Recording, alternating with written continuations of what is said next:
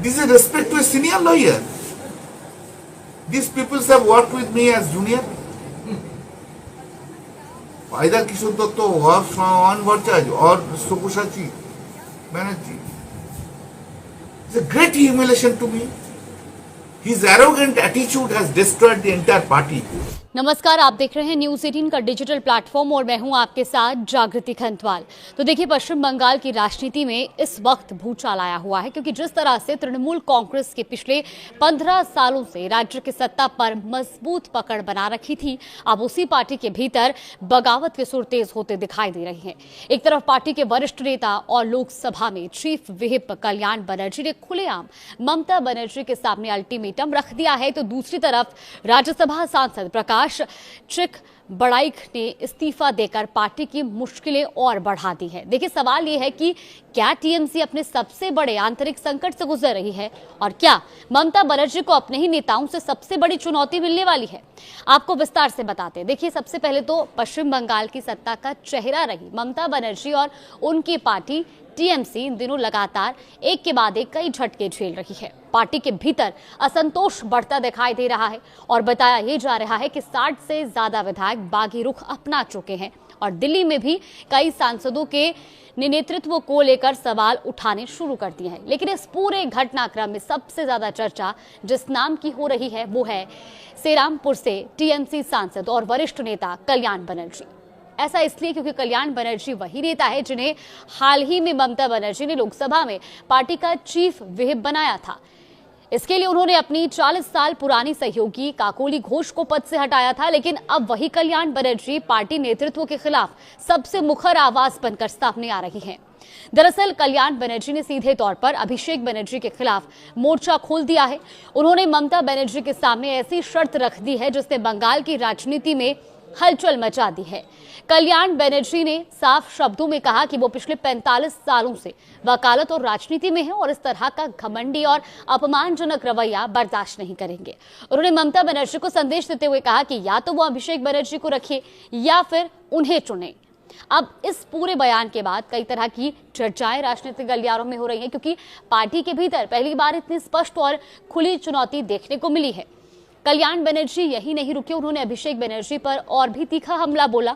उनका कहना है कि अभिषेक बनर्जी के लिए पार्टी और राजनीति में खेल लगभग खत्म हो चुका है, लेकिन इसके बावजूद उनका अहंकार कम नहीं हुआ। अब इस बयान के राजनीतिक मायने बेहद बड़े माने जा रहे हैं। दरअसल तृणमूल कांग्रेस के अंदर लंबे समय से 2 धड़ों की चर्चा होती रही है। पहला धड़ा उन पुराने नेताओं का है जो पार्टी के गठन से ममता बनर्जी के साथ रहे हैं, वहीं दूसरा धड़ा अभिषेक बनर्जी के करीबी युवा नेताओं का माना जाता है।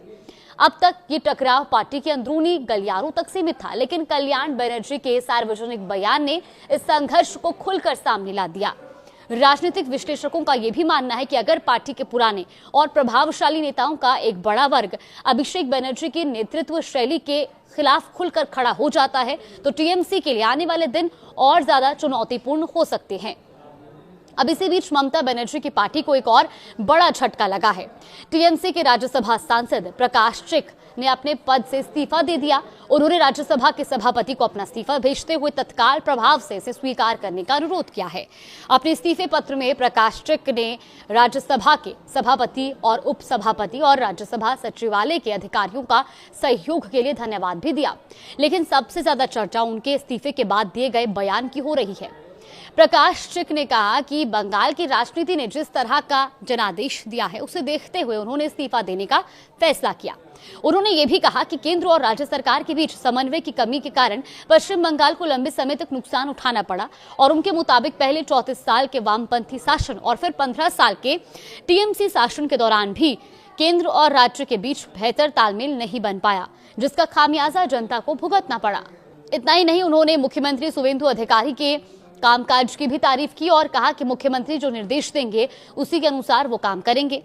प्रकाश चिक का इस्तीफा इसलिए भी अहम माना जा रहा है क्योंकि उनकी गिनती टीएमसी के बड़े नेताओं में होती रही है और ऐसे समय में जब पार्टी संगठनात्मक बदलावों और राजनीतिक चुनौतियों से जूझ रही है, उनका इस्तीफा पार्टी के लिए एक बड़ा झटका माना जा रहा है। एक तरफ वरिष्ठ सांसद कल्याण बनर्जी नेतृत्व पर सवाल उठा रहा है, दूसरी तरफ राज्यसभा सांसद प्रकाश सिंह पार्टी छोड़ चुके हैं और ऐसे में विपक्ष को टीएमसी पर हमला करने का नया मौका भी मिल गया है। तो कुल मिलाकर के पश्चिम बंगाल की राजनीति में तृणमूल कांग्रेस इस समय कठिन दौर से गुजरती नजर आ रही है। पार्टी के भीतर बढ़ता असंतोष, वरिष्ठ नेताओं की नाराजगी और लगातार सामने आ रहे इस्तीफे ममता बनर्जी के सामने नई चुनौतियां खड़ी कर रही हैं। अब सबकी नजर इस बात पर होगी कि ममता बनर्जी इस संकट को कैसे संभालती हैं। क्या वो पार्टी के पुराने और नए नेतृत्व के बीच संतुलन बना पाएंगी या फिर यह अंदरूनी कलह आने वाले समय में टीएमसी के लिए बड़ी राजनीतिक मुश्किल बन जाएगी।